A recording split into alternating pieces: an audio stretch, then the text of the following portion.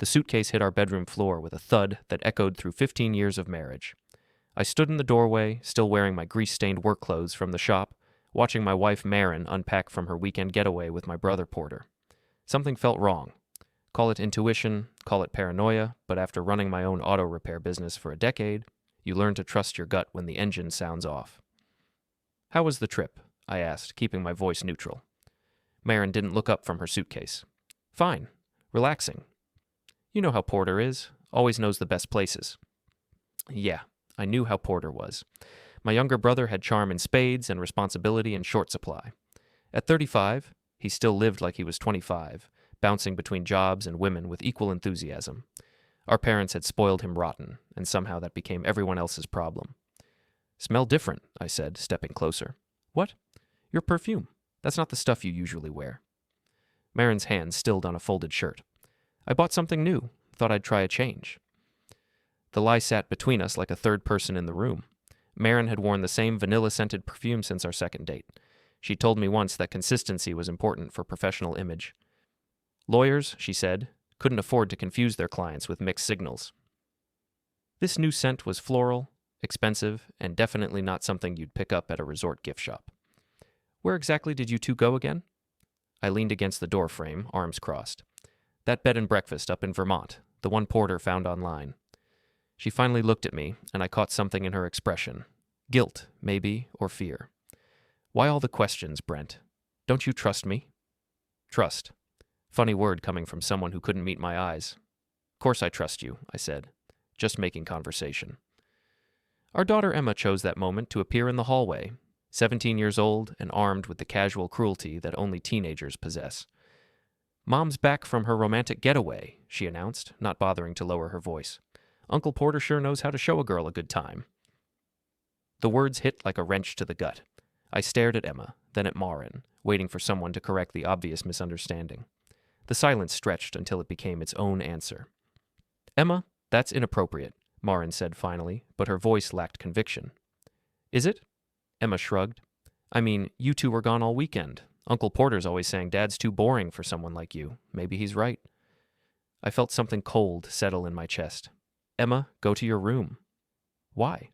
"I'm just saying what everyone's thinking. Uncle Porter's got style, money, confidence. He's everything Dad isn't. Room. Now."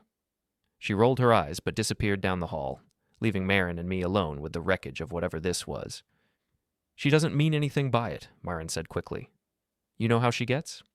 "Do I?" I studied my wife's face, looking for the woman I'd married. Because right now, I'm not sure I know much of anything. Maren turned back to her suitcase, movement sharp and defensive. "You're being paranoid, Brent. Porter and I are friends. We've always been friends. Just because you two don't get along doesn't mean... Doesn't mean what? Nothing. Forget it." But I couldn't forget it. The perfume, Emma's comments, the way Maren wouldn't look at me. It all added up to something I didn't want to face. I walked to my dresser and pulled out an envelope I'd been carrying around for 3 days, waiting for the right moment, or maybe waiting for the courage. "Speaking of Porter," I said, holding out the sealed envelope, "he asked me to give this to you." Maren's face went white. "What is it?" "Medical results. Something about routine testing. He said you'd understand." Before we dive deeper into this story, I have one small request. Please subscribe, drop a like, comment, and hit that hype button to boost this channel so more people can discover these incredible Reddit stories. She took the envelope with shaking hands, and I knew. Right there, watching her face crumple, I knew everything I needed to know about my wife, my brother, and the smoking ruins of my family. "Brent, I can explain." "Can you?"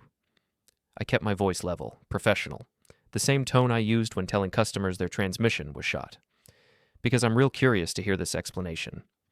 Maren tore open the envelope, scanned the contents, and made a sound somewhere between a gasp and a sob.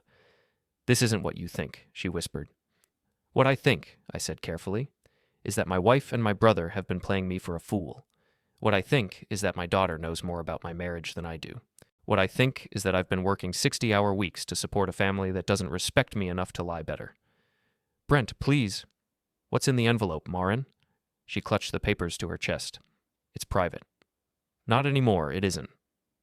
The standoff lasted maybe 30 seconds before Maren's composure shattered completely.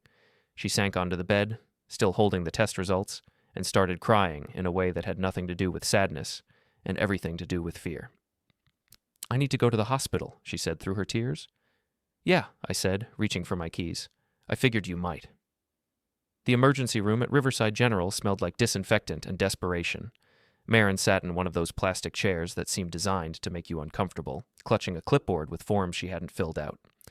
I occupied the chair next to her, close enough to look supportive, far enough to avoid touching. "They want to know about recent exposure risks," she said, staring at the paperwork. "Imagine that." "Don't be cruel, Brent. This is serious." "Oh, I know it's serious. Question is, how serious, and for how long?" She flinched like I'd slapped her. Good. After 15 years of marriage, I'd earned the right to a few direct hits. A nurse called Maren's name, and we followed her into a small consultation room where everything was beige and sterile. The doctor was a tired-looking woman in her 50s who'd probably seen every variety of human stupidity the emergency room had to offer. "Mrs. Marrow, I understand you need some testing done." Maren handed over Porter's results without a word. The doctor scanned them, and her expression shifted from routine professionalism to careful neutrality. "I see. And when was your last contact with this individual?" "This weekend," Maren whispered. "Any protection used?" Maren shook her head, and I felt something twist in my stomach. Not jealousy, that would come later. This was pure disgust, the kind you feel when you realize you've been eating spoiled food. "We'll need to run a full panel," the doctor said. "Some results will be available today, others will take a few days. In the meantime, I'd recommend avoiding intimate contact with anyone until we know where we stand." She looked at me when she said it, and I almost laughed. Intimate contact. As if I'd ever want to touch my wife again. The testing took 2 hours. 2 hours of sitting in that beige room while nurses drew what felt like gallons of my wife's tainted life force.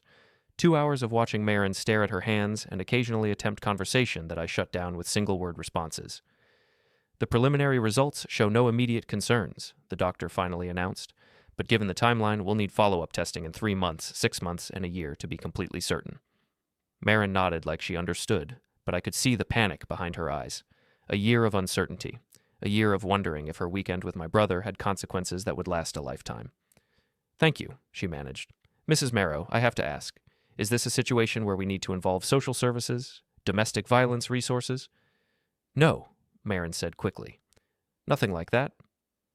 The doctor looked at me, taking in my silence, my crossed arms, my general demeanor of a man who'd reached the end of his rope. "Mr. Marrow, any concerns you'd like to discuss?" "Just one," I said. "How long before the insurance company gets wind of this? My wife's a lawyer at Hartwell, Briggs & Associates. They're pretty particular about their public image." Maren went pale. "Brent, you can't what? Can't mention that my wife might have exposed herself to communicable diseases while having an affair with my brother. Can't point out that her law firm has a morality clause in their partnership agreements." The doctor cleared her throat. "Perhaps this conversation would be better continued at home." "Home," I repeated. "Right, our home. The one I've been paying the mortgage on while my wife was off sampling the local attractions with my brother." We drove back in silence, Maren staring out the passenger window while I navigated the familiar streets of our neighborhood. 15 years in the same house, same routine, same life. Except now everything looked different, like someone had adjusted the color settings on a television. Mrs. Henderson was watering her garden when we pulled into the driveway. She waved with the enthusiasm of someone who'd been watching for our return. By tomorrow morning, half the neighborhood would know we'd spent the afternoon at the hospital. By tomorrow night, they'd be speculating about why. "We need to talk," Maren said as we walked to the front door. "Yeah, we do, but not tonight." "Brent, please, let me explain." I stopped with my key halfway to the lock. "Explain what, exactly? How you decided to have an affair with my brother? How you thought you could hide it? How you put my health at risk without telling me? Which part needs explaining, Maren?" "It wasn't supposed to happen. It just what? Just happened? You accidentally removed your clothes and accidentally spent the weekend in a hotel with Porter? You accidentally forgot you were married?" She started crying again, but this time it felt like manipulation. Tears as a weapon, deployed when logic failed. "I'll sleep in the guest room tonight," I said, unlocking the door. "Tomorrow we'll figure out what comes next." "What do you mean?" I looked at my wife, really looked at her, maybe for the first time in years. Maren was beautiful, successful, intelligent. She was also selfish, entitled, and apparently willing to destroy our family for a weekend with my worthless brother. "I mean," I said carefully, "that this marriage is over. The only question is how messy the ending gets. She followed me inside, still talking, still explaining, still trying to convince me that black was white and up was down. But I wasn't listening anymore. I was thinking about Porter, about the smug way he'd handed me that envelope, about how he'd probably been planning this moment for weeks. My brother always did like an audience for his victories. Lyle's gym occupied the ground floor of a converted warehouse on the wrong side of town, the kind of place where the equipment was older than the fighters and the air conditioning was a joke someone forgot to finish telling. I'd been coming here for 3 years, ever since my doctor suggested I find a hobby that didn't involve sitting behind a desk or crawling under cars. "You look like hell," Lyle observed as I wrapped my hands. He was 60-something, built like a fire hydrant, and had been training fighters since before I was born. "Wife problems?" "Something like that." "Want to talk about it?" "Want to hit something instead." Lyle nodded and pointed toward the heavy bag. "Have at it." I spent an hour beating the stuffing out of that bag, working through 15 years of frustration one punch at a time. Every shot was Porter's face, Maren's lies, Emma's casual cruelty. By the time I finished, my hands were screaming, and my head was clearer than it had been in months. "Feel better?" Lyle asked, tossing me a towel. "Some." "Good. Now you want to tell me what's really going on?" I sat on a bench and unwrapped my hands, considering how much to share. Lyle had been married 3 times and divorced twice. If anyone understood the complexities of modern relationships, it was him. "I found out my wife's been cheating," I said finally. "With my brother." Lyle whistled low. "That's a special kind of betrayal right there." "Yeah. What are you going to do about it?" "Divorce her. Take her for everything she's worth. Make sure Porter understands there are consequences for screwing over family." "Consequences like what?" I looked up at him, and something in my expression must have been concerning because Lyle sat down next to me and lowered his voice. "Listen, son. I've seen a lot of guys come through here with rage in their hearts and revenge on their minds. Some of them found peace, others found prison. You need to be smart about this. I'm not going to hurt anyone. Didn't say you were. But there's more than one way to destroy a man. You just need to make sure you don't destroy yourself in the process." We sat in comfortable silence for a while, listening to the sound of other fighters working out their demons on leather and steel. Finally, Lyle spoke again. "Your brother got any weaknesses?" "Gambling, women, money. Take your pick." "And your wife?" "Her career, her reputation, her need to be seen as perfect." Lyle smiled, and it wasn't entirely pleasant. "Sounds like you've got plenty of ammunition. Just remember, the best revenge is the kind that looks like justice." I drove home with Lyle's words echoing in my head. Justice. Not revenge, but justice. There was a difference, and it mattered. The house was dark when I pulled into the driveway. Maren's car was gone, probably hiding out at her friend Tina's place looking for sympathy and validation. Emma's light was on upstairs, but I wasn't in the mood for another round of teenage wisdom about my failings as a man. I made myself a sandwich and sat at the kitchen table, thinking about the next steps. Divorce would be expensive and messy, but necessary. The question was how to handle Porter. My brother had always been immune to consequences, protected by charm and family loyalty. This time would be different. My phone buzzed with a text from an unknown number. "Check your email, a friend." The email contained a dozen photos taken with a long lens. Maren and Porter at various restaurants, holding hands, kissing, looking like any other couple enjoying a romantic weekend. The timestamp showed they'd been together for months, not just the weekend I discovered. But the most interesting photo was the last one. Maren and Porter entering a cheap motel with a familiar figure visible in the background. Tina Drummond, Maren's best friend since law school, sitting in her car in the parking lot like she was keeping watch. I stared at that photo for a long time, pieces falling into place. Tina had been around a lot lately, always ready with advice about marriage and communication, always suggesting that Maren deserved better, that she should put herself first for once. Tina, who I'd fired from my shop 2 years ago for consistently showing up late and arguing with customers. Tina, who'd made it clear she thought Maren was too good for a blue-collar guy like me. Tina, who apparently had been orchestrating this whole situation from the beginning. I forwarded the photos to my personal email and deleted the original message. Then I opened my laptop and started doing research. If Tina wanted to play games, she was about to learn that I was better at them than she thought. By the time I went to bed, I had a plan. Porter's vintage Mustang was parked at the marina like a red flag announcing his presence to anyone who cared to look. My brother had always been proud of that car, a 1967 fastback he'd restored himself during one of his rare productive periods. He babied it more than most people babied their children. I parked 3 spaces away and waited. Saturday morning at the marina meant weekend warriors getting their boats ready for a day on the water. Plenty of activity, plenty of noise, plenty of distraction. Porter emerged from the harbor master's office 20 minutes later, looking exactly like what he was. A man who'd never worked a real day in his life, but somehow always had money for expensive toys. His boat was a 28-foot cabin cruiser that cost more than most people made in a year. Brent. He waved like we were old friends meeting by coincidence. What brings you down here? Needed to talk? Sure. Come aboard. I was just getting ready to take her out for a test run.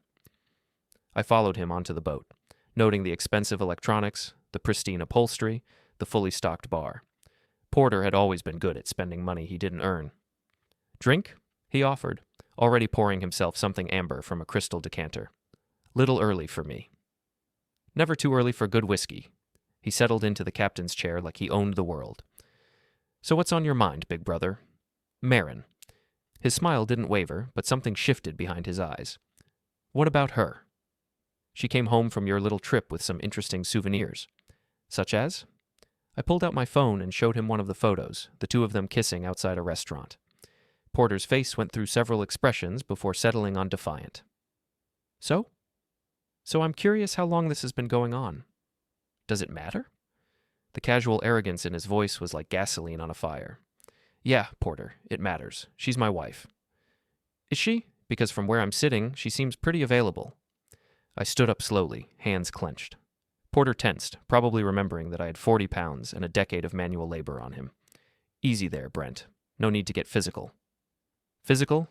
You think I came here to fight you? Didn't you? I laughed, and the sound seemed to unnerve him more than anger would have.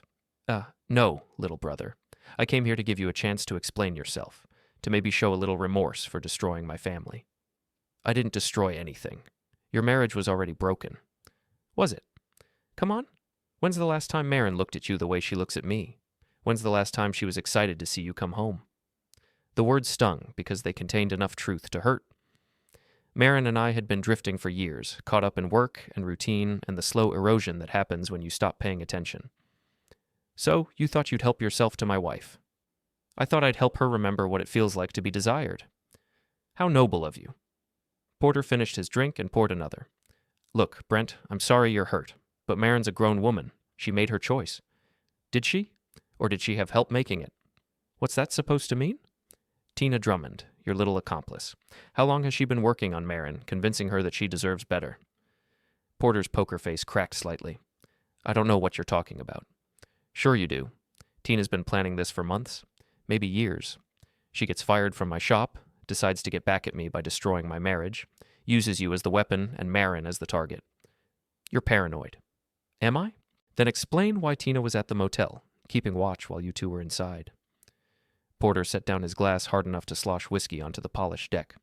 You don't know what you're talking about. I know Tina's been feeding Maren a steady diet of poison about our marriage. I know she's been encouraging this affair from the beginning, and I know you're too stupid to realize you're being used. Get off my boat. Gladly. I stood and headed for the dock, then turned back. Oh, and Porter, you might want to get yourself tested again. Maren's results came back with some interesting flags. It was a lie, but Porter didn't know that. I watched his face go pale as the implications sank in. You're lying. Am I? How well do you really know Tina's history? How many other married men has she helped my wife liberate? I left him standing there, staring at his drink like it might contain answers. The seed of doubt was planted. Now I just had to wait for it to grow. On my way back to the truck, I made a quick detour past Porter's Mustang. A few strategic scratches with my keys, some old shrimp from the bait shop stuffed into the air vents, and a brick through the passenger window. Nothing that couldn't be fixed, but enough to ruin his day. The security cameras were pointed toward the boats, not the parking lot. By the time Porter discovered the damage, I'd be long gone. My phone rang as I drove away. Maren. We need to talk, she said without preamble. I'm listening. Not over the phone. Meet me at home in an hour. Fine. And Brent, don't do anything stupid. Too late for that, I thought, but kept it to myself. The games were just getting started. Maren was waiting in the living room when I got home, sitting on the edge of the couch like she was ready to bolt. She'd changed clothes since yesterday. Gone was the casual weekend outfit, replaced by one of her court suits. Armor for battle. We need to discuss how we're going to handle this, she said before I'd even closed the door. Handle what? The divorce. Emma, the house. We can be civilized about this. I sat down across from her, noting the stack of papers on the coffee table. She'd been busy. Civilized, I repeated. That's an interesting word choice. Brent, I know you're angry. Angry? No, Maren. Angry is what I was when you forgot to pick up my dry cleaning. Angry is what I was when you scheduled that dinner party without asking me. This goes way beyond angry. She picked up the papers, hands shaking slightly.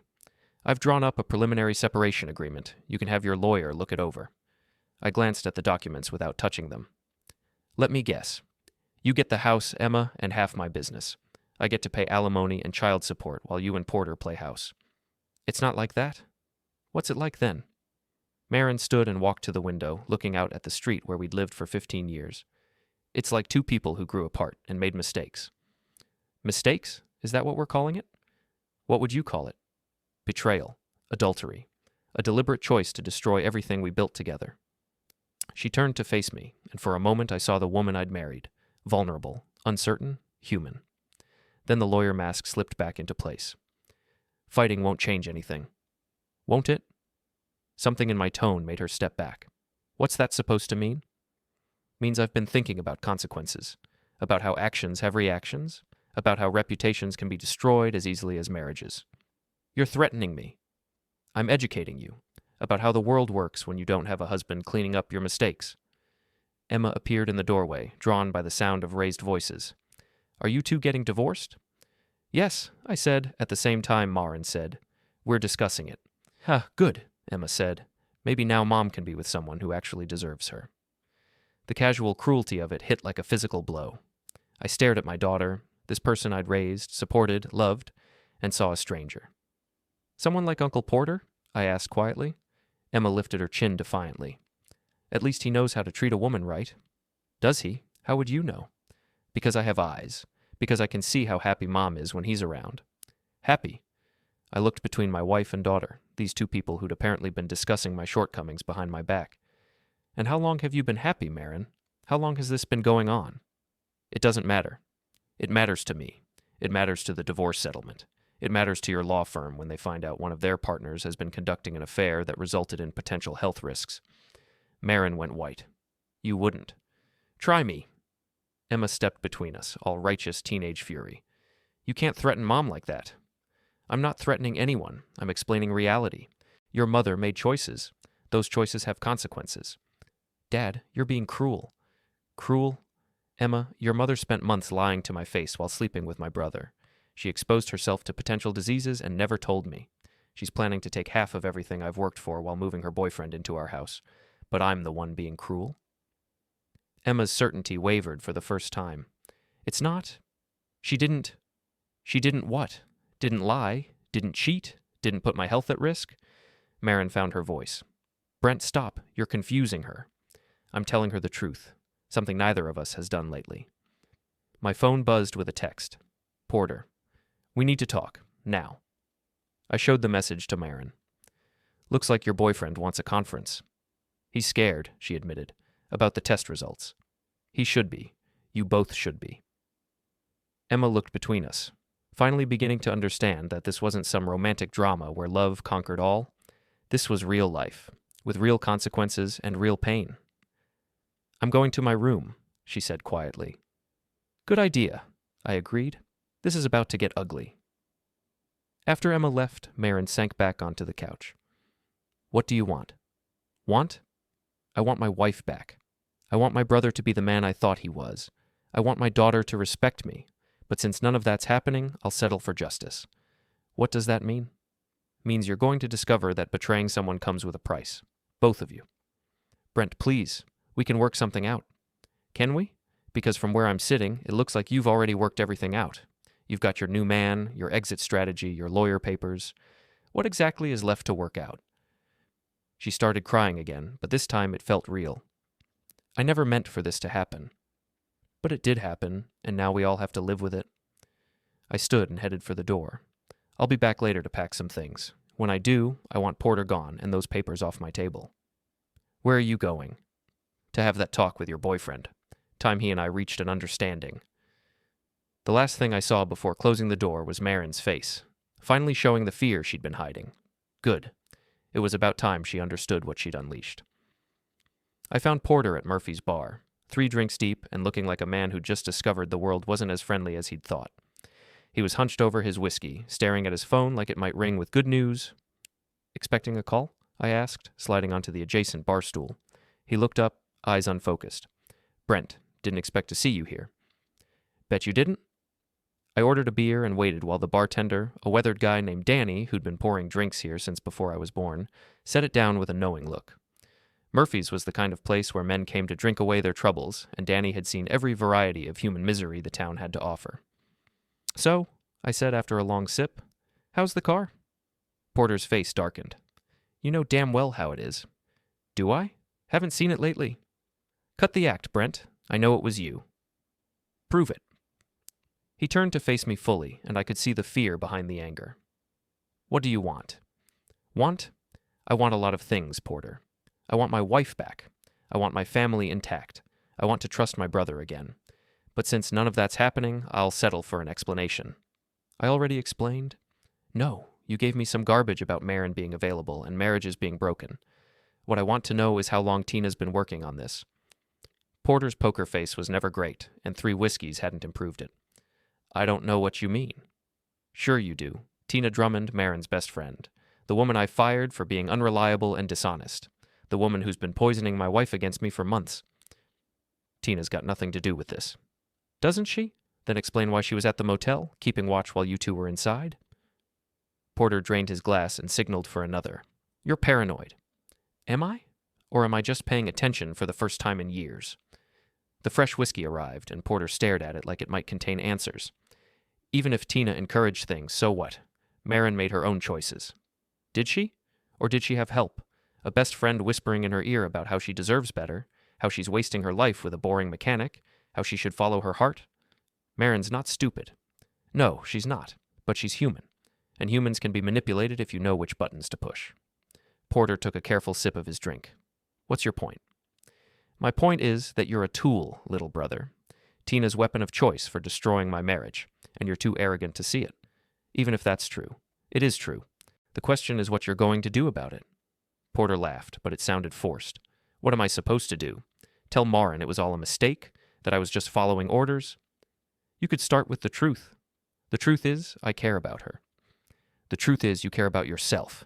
You always have." We sat in silence for a while, listening to the low hum of conversation from the other patrons. Murphy's was the kind of place where everyone minded their own business, which made it perfect for difficult conversations. "She's going to leave you anyway," Porter said finally. "With or without me." "Maybe, but at least then it would be her choice, not Tina's manipulation." "You really think Tina orchestrated all this?" "I know she did. The question is whether you're going to keep being her puppet or start thinking for yourself." Porter stared at his reflection in the mirror behind the bar. "What do you want me to do?" "I want you to tell Maren the truth, about Tina's involvement, about how this whole thing started, about what really happened. And if I don't?" I finished my beer and left money on the bar. "Then you'll discover that I can be just as manipulative as Tina, but a lot more creative." "Is that a threat?" "It's a promise." I stood to leave, then turned back. "Oh, and Porter, you might want to stay away from the marina for a while. Heard there's been some vandalism in the parking lot." His face went pale. "The boat is fine, for now." I left him sitting there, staring at his whiskey and probably wondering how much damage one angry brother could really do. He was about to find out. The drive home gave me time to think about next steps. Porter was scared, which was good, but scared people made unpredictable choices, and I needed to control the variables if this was going to work. My phone rang as I pulled into the driveway. Tina Drummond. "Brent, we need to talk." "Do we?" "It's about Maren, about what's best for everyone." "I'm listening." "Not over the phone. Can you meet me somewhere?" I smiled, even though she couldn't see it. "Sure, Tina. Where did you have in mind?" "The diner on Main Street. 1 hour." "See you there." The puppet master wanted a face-to-face meeting. Perfect. It was time to cut some strings. Tina was already waiting when I arrived at the diner, sitting in a corner booth with her hands wrapped around a coffee cup like it was an anchor. She looked older than her 38 years, stress etched in the lines around her eyes. Good. She should be stressed. "Thanks for coming. she said as I slid into the opposite seat. Wouldn't miss it. The waitress, a tired-looking woman named Beth, who'd been working here since high school, brought me coffee without being asked. The diner was mostly empty, just a few regulars reading newspapers and avoiding eye contact. "I know what you're thinking," Tina began. "Do you? You think I manipulated Maren, that I pushed her toward Porter to get back at you. Did you?" She sipped her coffee, buying time. "It's complicated." "Uncomplicate it." Tina set down her cup and met my eyes for the first time. "You humiliated me, Brent, firing me in front of customers, telling everyone I was unreliable. Do you have any idea what that did to my reputation? You were unreliable. You showed up late, argued with customers, and treated my business like it was optional. I was going through a difficult time. So you decided to destroy my marriage. I decided to help my best friend see that she deserved better than a man who couldn't appreciate what he had." The casual arrogance of it was breathtaking. "So this was about justice. This was about friendship, about loyalty, about standing up for someone who was too kind to stand up for herself. By encouraging her to have an affair with my brother?" Tina's composure cracked slightly. "I never told her to sleep with Porter. But you introduced the idea. You planted the seeds. You made sure they spent time together. I made sure she remembered what it felt like to be desired. Oh, how noble of you." We stared at each other across the table, two people who'd never liked each other finally being honest about it. "What do you want, Tina?" "I want you to let her go, cleanly, quietly, without destroying her career or her reputation." "In exchange for what?" "In exchange for me staying out of your life forever." I laughed, and the sound made her flinch. "You think you have leverage here?" "I think I have information you'd rather not become public." "Such as?" She leaned forward, lowering her voice. "Such as the fact that you've been planning this revenge for weeks. Such as the fact that you vandalized Porter's car. Such as the fact that you're not the innocent victim you're pretending to be." "Prove it." "I don't have to prove it. I just have to suggest it. Plant some doubt about your character, your motives, your fitness as a father." The threat hung between us like smoke. Tina was good at this, better than I'd given her credit for. But she'd made one crucial mistake. "You're assuming I care about my reputation more than I care about justice. Don't you? Let's find out." I pulled out my phone and showed her the photos of Maren and Porter, including the one with her in the background. "Recognize this?" Her face went white. "Where did you get those?" "Does it matter? The point is, I have them, along with phone records, credit card statements, and a very detailed timeline of how you orchestrated this whole thing. You can't prove..." "I can prove that you've been meeting with Porter for months. I can prove that you encouraged Maren to spend time with him. I can prove that you were at that motel, keeping watch while they were inside." Tina's hands shook as she reached for her coffee. "So what? None of that's illegal." "No, but it's interesting, especially to Maren's law firm, especially to the State Bar Association, especially to anyone who cares about the difference between friendship and manipulation. You wouldn't. Try me." We sat in silence while Tina processed the implications. Finally, she spoke. "What do you want?" "I want you to tell Maren the truth, about how this started, about your involvement, about your real motivations. And if I do? Then maybe I'll consider keeping these photos to myself. Maybe? Depends on how convincing your confession is." Tina stared out the window at the empty street, probably weighing her options. She didn't have many. "She'll hate me," she said finally. "Probably. But that's the price of manipulation. Eventually, people figure out they've been played. And Porter? Porter's a grown man. He can handle the consequences of his choices." Tina finished her coffee and stood up. "I need time to think." "You have 24 hours. After that, I start making phone calls." She walked away without looking back, leaving me alone with my coffee and the satisfaction of a plan coming together. The puppet master was about to become a puppet herself. My phone buzzed with a text from Maren. "Where are you? We need to talk." I typed back, "On my way. Hope you're ready for some truth." The endgame was approaching, and I intended to control every move. Maren was pacing the living room when I got home, still wearing that court suit like armor that was no longer protecting her. Emma sat on the stairs, pretending to read while obviously listening to every word. "Where have you been?" Maren demanded. "Having a conversation with your friend Tina?" Something shifted in Maren's expression. "What kind of conversation?" "The kind where people tell the truth for once." I sat down in my usual chair, the one I'd bought when we first moved in, back when we were young and stupid and thought love was enough. Now it felt like the only honest thing in the room. "Tina's been manipulating you," I said without preamble. "That's ridiculous." "Is it? When did she first suggest you deserved better than me? When did she first mention how charming Porter was? When did she first plant the idea that maybe you'd married the wrong brother?" Maren's pacing slowed. "Tina's my friend. Tina's your handler. She's been working on you for months, maybe years, feeding you a steady diet of dissatisfaction and entitlement." "You're being paranoid again." "Am I?" "Then explain why she was at the motel when you and Porter were inside." The pacing stopped entirely. "What?" I showed her the photo on my phone, Tina's car clearly visible in the background while Maren and Porter entered the motel room. "She was keeping watch," I continued, "making sure you weren't interrupted, making sure her plan went smoothly." Maren sank onto the couch, staring at the image. "There has to be an explanation." "There is. She's been using you to get back at me for firing her. You and Porter are just weapons in her personal vendetta." Emma appeared in the doorway, no longer pretending to read. "That's crazy. Aunt Tina loves Mom." "Aunt Tina loves revenge," I corrected, and she found the perfect way to get it. Maren looked up from the phone, confusion and doubt warring in her expression. "Even if that's true, it doesn't change how I feel about Porter." "Doesn't it? How do you know what you really feel versus what Tina convinced you to feel?" "Because I'm not stupid." "No, you're not. But you're human, and humans can be manipulated if someone knows which buttons to push." Emma stepped fully into the room. "This is insane. You're making Aunt Tina sound like some kind of criminal mastermind." "Not a criminal, just someone who's very good at getting people to do what she wants." My phone rang. "Porter." "Don't answer it," Maren said quickly.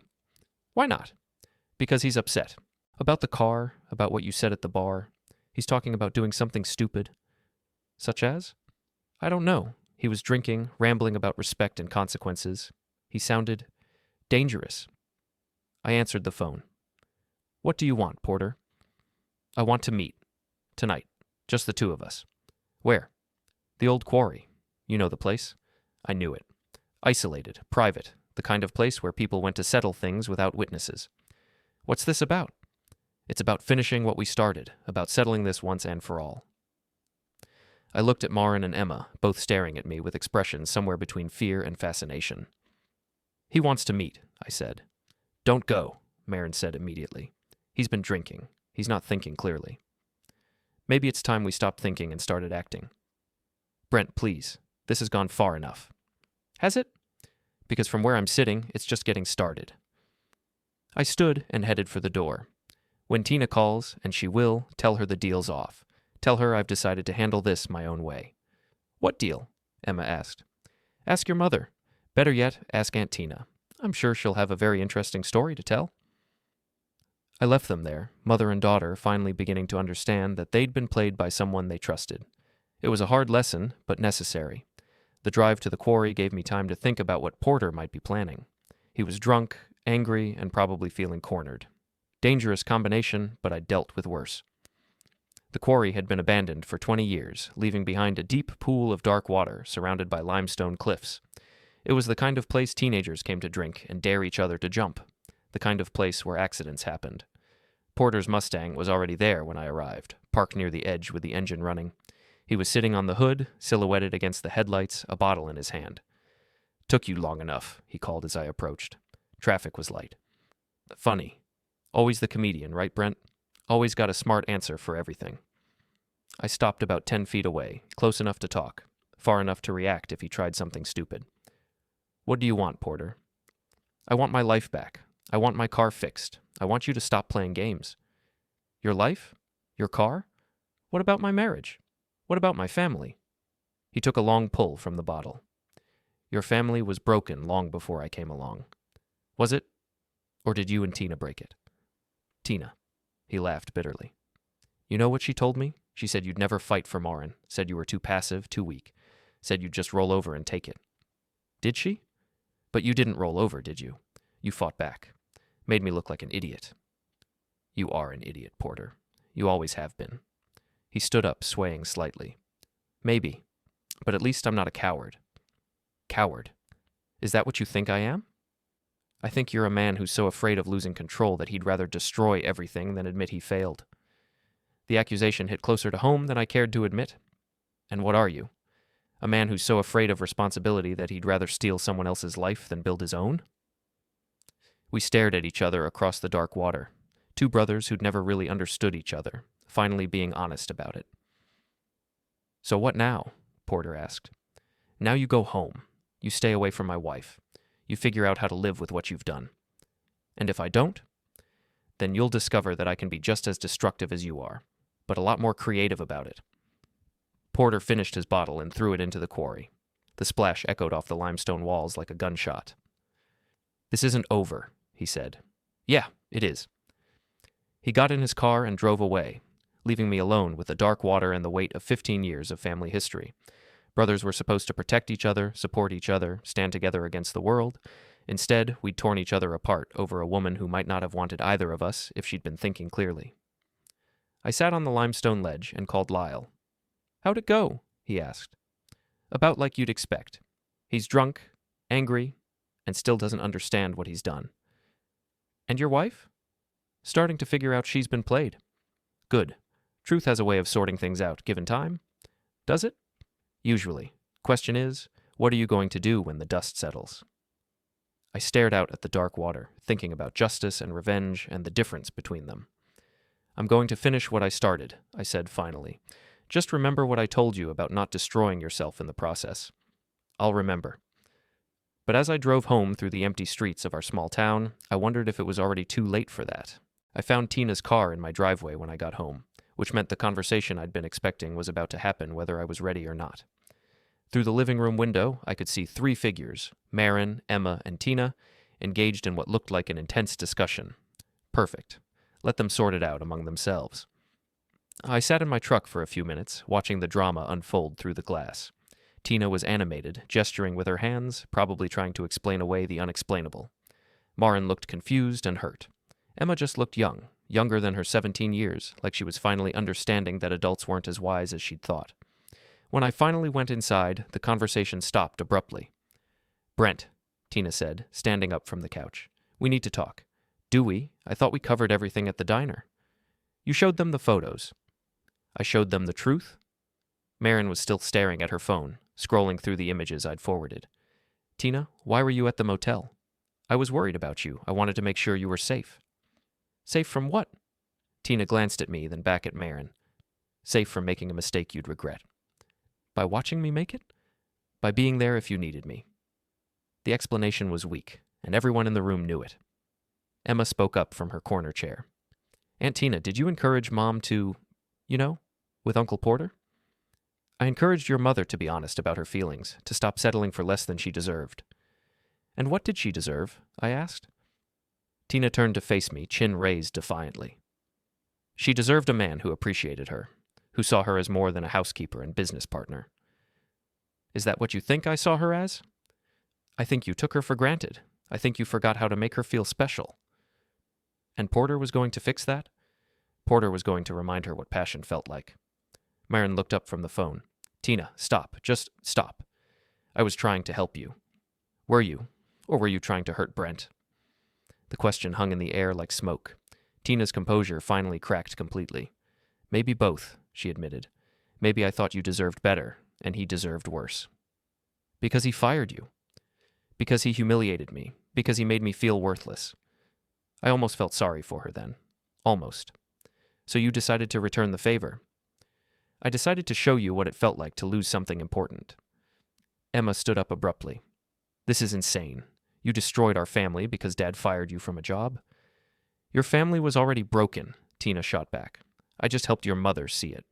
By manipulating her, by lying to her, by using Uncle Porter as a weapon." "Porter made his own choices." "Did he? Or did you make them for him, just like you tried to make them for Mom?" Tina looked around the room, finally understanding that she'd lost control of the narrative. "You don't understand. Any of you. Brent is my husband," Maren interrupted, standing up. "Whatever his faults, whatever our problems, he's my husband, and you had no right to interfere." "I had every right. I'm your best friend." "Best friends don't manipulate. They don't scheme. They don't use their friends as weapons in personal vendettas." Tina's face went pale. "Maren, you don't mean that." "Don't I? How long have you been working on this?" How many conversations have we had where you were pushing me toward Porter? How many times did you plant seeds of doubt about my marriage? I was trying to help. You were trying to hurt Brent. I was just collateral damage. The truth of it settled over the room like a heavy blanket. Emma sank back into her chair, looking like she might cry. Maren sat down hard, putting her head in her hands. Tina stood frozen in the middle of it all, finally seeing the destruction she'd caused. Get out, I said quietly. Brent, get out of my house. Get out of our lives. Don't call, don't text, don't send Christmas cards. We're done. Tina looked at Maren one last time. Is that what you want? Maren didn't look up. I want you to leave. After everything I've done for you. Because of everything you've done to us, Maren corrected. Tina gathered her purse and headed for the door, then turned back. This won't fix your marriage, you know. The problems were real, even if I helped you see them. Maybe, Maren said, but at least now we can deal with our real problems instead of the ones you manufactured. After Tina left, the three of us sat in silence for a long time. Finally, Emma spoke. I'm sorry, Dad, about the things I said, about taking sides. You're 17. Taking sides is what 17-year-olds do. But I was wrong. About Uncle Porter, about you, about everything. We were all wrong about something. Maren looked up from her hands. What happens now? Now we figure out what's real and what was manipulation. We figure out if there's anything left to save. And Porter? Porter's going to have to live with what he's done, just like we all are. My phone rang. Porter again. This time Maren answered it. Porter, it's Maren. We need to talk. I couldn't hear his response, but I could see her face change. No, she said firmly. It's over. All of it. Tina's gone, Brent knows everything, and I know what really happened. Another pause.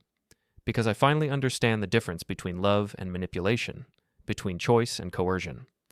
She hung up and looked at me. He's not taking it well. I imagine not. He said some things, about you, about us. Threats. What kind of threats? The kind that make me think we should call the police. I considered it, then shook my head. Porter's not dangerous. He's just desperate, and desperate people say stupid things. Are you sure? I'm sure. He'll calm down, realize he's lost, and find someone else to blame for his problems. It's what he's always done.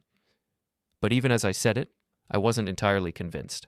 Porter had never lost this badly before, never been exposed this completely, and desperate people didn't always act rationally. Maybe we should go somewhere for a few days, Maren suggested. Let things cool down. Maybe we should. Emma looked between us. Are we going to be okay? As a family, I mean. It was a good question, one I didn't have a good answer for. I don't know, I said honestly, but we're going to try.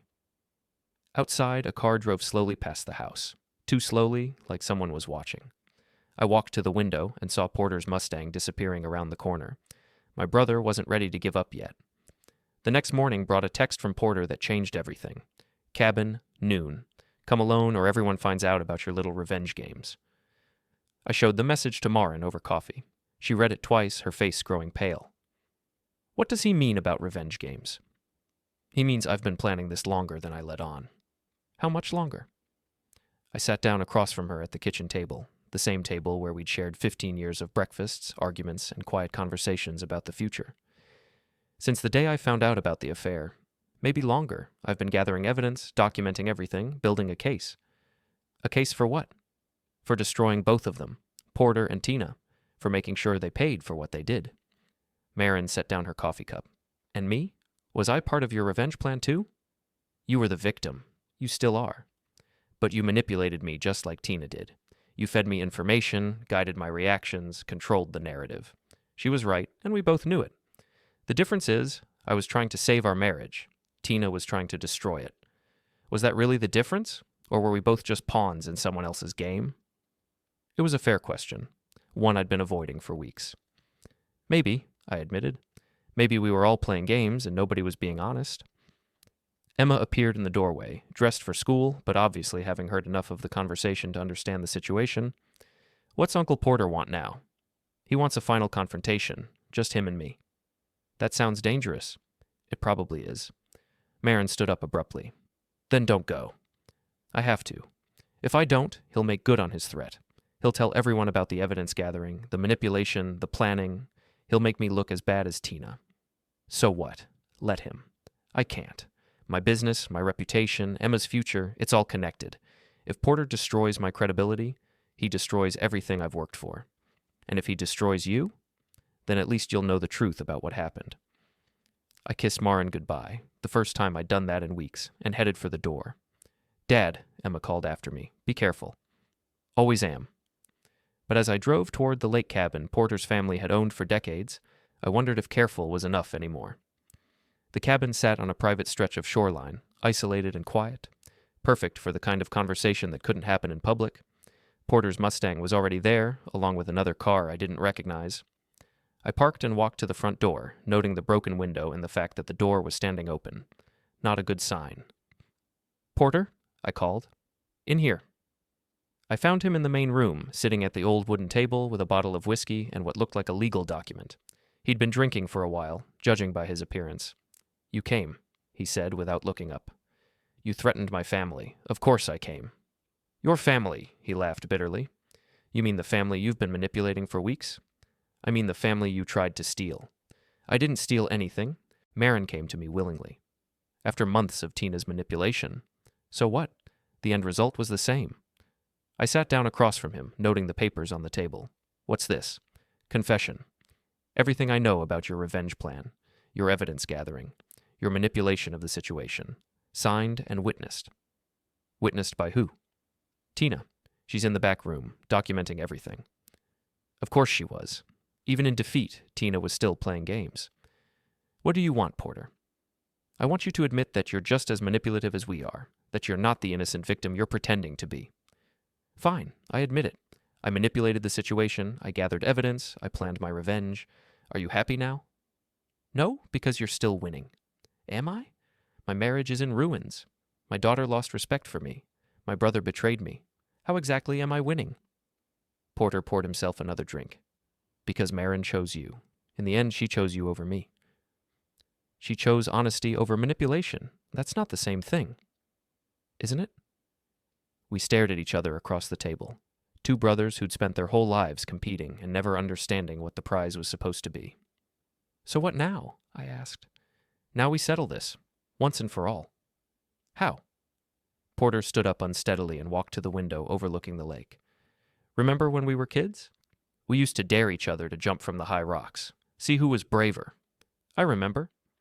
"I was always too scared. You always jumped first. What's your point?" "My point is, maybe it's time I stopped being scared." Something in his tone made me stand up. "Porter, what are you talking about?" "I'm talking about ending this, all of it. The competition, the jealousy, the need to prove I'm as good as my big brother. Porter, you win, Brent. You always win. Even when you lose, you somehow win." He walked toward the door, and I followed, suddenly understanding what he was planning.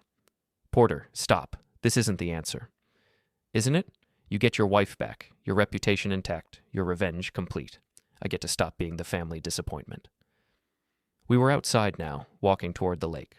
The high rocks he'd mentioned rose 30 feet above the dark water, the same place we'd played as children when the world was simpler and brothers were supposed to protect each other. "Porter, please. We can work this out."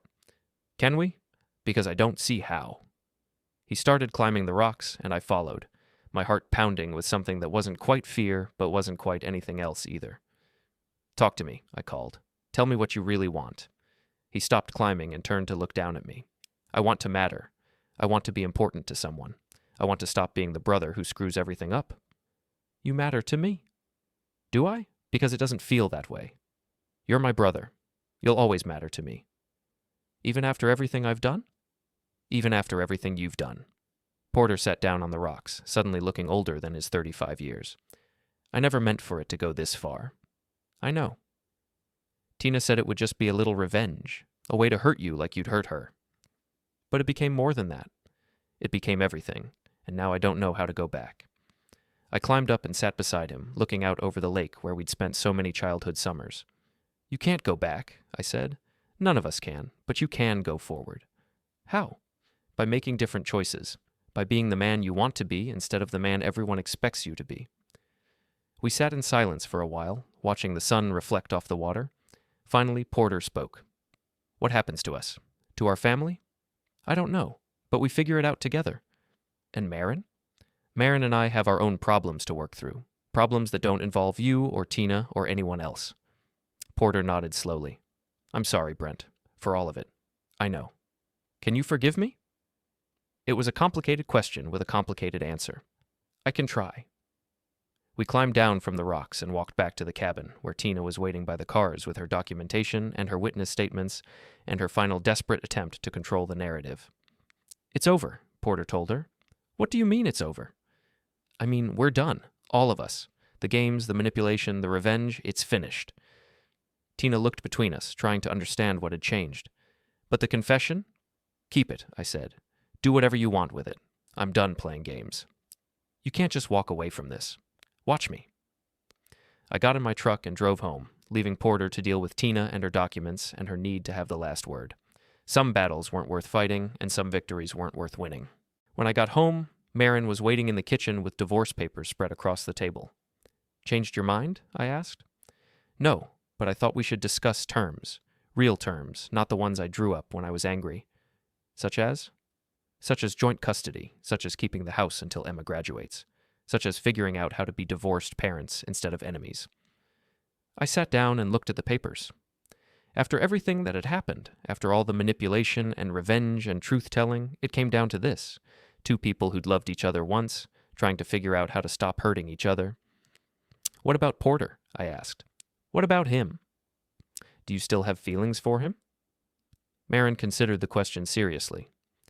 I have feelings about what happened, about what I thought was happening, but I don't know what was real and what was Tina's manipulation. And us?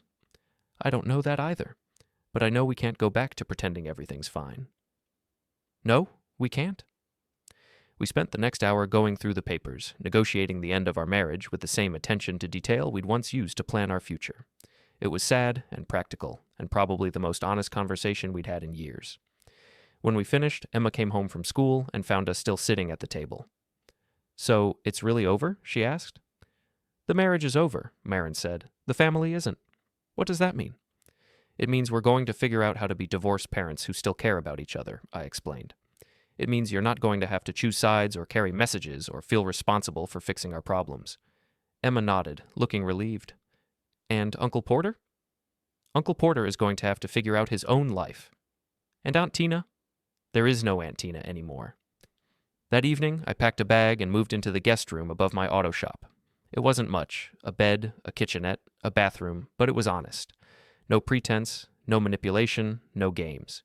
Just a man starting over, trying to figure out who he was when nobody was watching. My phone rang around midnight. Porter. I wanted you to know, he said. I'm leaving town, taking a job in California, starting fresh. Good for you. And Tina's moving too, back to her hometown. I think she finally understands that she burned too many bridges here. Probably for the best. Brent? Yeah? I really am sorry. I know. Take care of yourself. You too. After he hung up, I sat in my small room above the shop, listening to the quiet sounds of a town settling in for the night. Tomorrow I'd start rebuilding my business, my relationship with Emma, my friendship with Maren, if such a thing was possible. Tonight, I was just tired. But it was a good tired, the kind that comes after hard work and honest effort. The kind that comes when you stop playing games and start dealing with reality. Outside, the town slept peacefully, unaware that one family's drama had finally reached its conclusion. Not with violence or tragedy, but with the simple recognition that some things couldn't be fixed, only survived. And sometimes survival was enough.